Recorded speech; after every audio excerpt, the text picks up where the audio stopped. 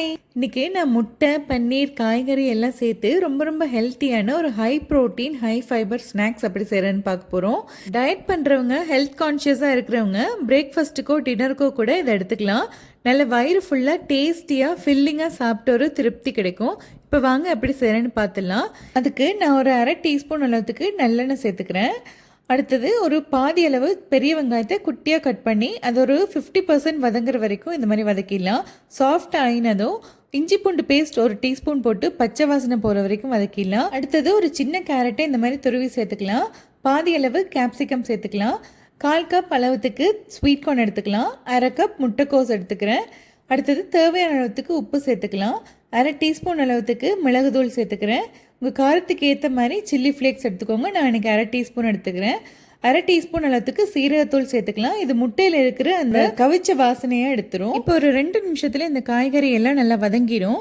இப்போ stove off பண்ணிவிட்டு ஒரு பாதி பன்னீர் அளவு, அதாவது 100 கிராம் பன்னீரும் கொஞ்சமாக கொத்தமல்லியிலையும் சேர்த்து நல்லா இந்த மாதிரி கலந்து விட்டுடலாம். இப்போ நம்மளோட இந்த வெஜிடபிள் கலவை ரெடி ஆகிடுச்சு. அடுத்த ஒரு பவுலில் 4 முட்டையாக எடுத்து உடைச்சி விட்டுக்கிறேன். இதில் நம்ம தேவையான அளவுக்கு உப்பு சேர்த்துக்கலாம். இந்த முட்டைக்கு தேவையான அளவு சேர்த்தா போதும், ஏன்னா காய்கறிலையும் இருக்குது. இப்போ நமக்கு வதக்கின இந்த காய்கறி கலவையை சேர்த்து இந்த முட்டையில் போட்டு நல்லா கலந்து விட்டுடலாம். அடுத்தது நம்ம இதை வேக வைக்க போகிறோம். இப்போ பாருங்கள், ஒரு இட்லி பாத்திரத்தில் தண்ணியை வச்சு நல்லா சூடாயினதும் எண்ணெய் தேய்ச்சா இட்லி தட்டை வச்சுட்டு அதில் ஒரு கரண்டி இந்த மாதிரி முட்டை காய்கறி கலவையை சேர்த்து இந்த மாதிரி எல்லா குழியிலையும் நிரப்பி விட்டுடலாம். இப்போ நம்ம மூடி போட்டு ஒரு 10 நிமிஷம் வேக வச்சு எடுத்தோம்னா நம்மளோட இந்த முட்டை ஸ்நாக்ஸ் ரெடி ஆகிடுச்சு. இட்லி மாதிரி நல்லா வெந்து சூப்பராக இருக்கும். ஒரு ஃபோக் வச்சு அமுக்கி பார்த்தோம்னா இதில் எதுவுமே ஒட்டக்கூடாது, அப்படின்னா அது ரெடி ஆகிடும். இப்போ இதுக்கு நம்ம ஒரு சட்னி மாதிரி ஒன்று ரெடி பண்ண போகிறோம்.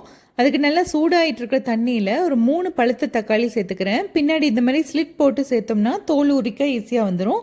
கூடவே 4 காஞ்ச மிளகாய், ஒரு 4 பல்லு பூண்டு போட்டு ஒரு 10 நிமிஷம் வேக வச்சு எடுத்தோம்னா இந்த மாதிரி நல்லா வெந்துடும்.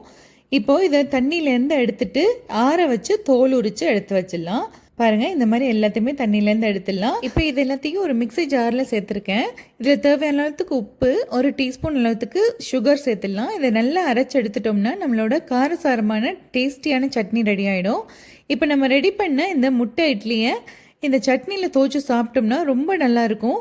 டயட் கான்ஷியஸாக இருக்கிறவங்களுக்கு ஒரு கில்ட் ஃப்ரீ ஸ்நாக்ஸாக இருக்கும். நீங்களும் இந்த ரெசிபியை உங்கள் வீட்டில் ட்ரை பண்ணி பாருங்கள். குழந்தைங்கள்லேருந்து பெரியவங்க வரைக்கும் எல்லாருமே சாப்பிட்லாம். ரொம்ப நல்லாயிருக்கும். இன்னொரு வீடியோவில் மீட் பண்ணலாம். அது வரைக்கும் பாய்.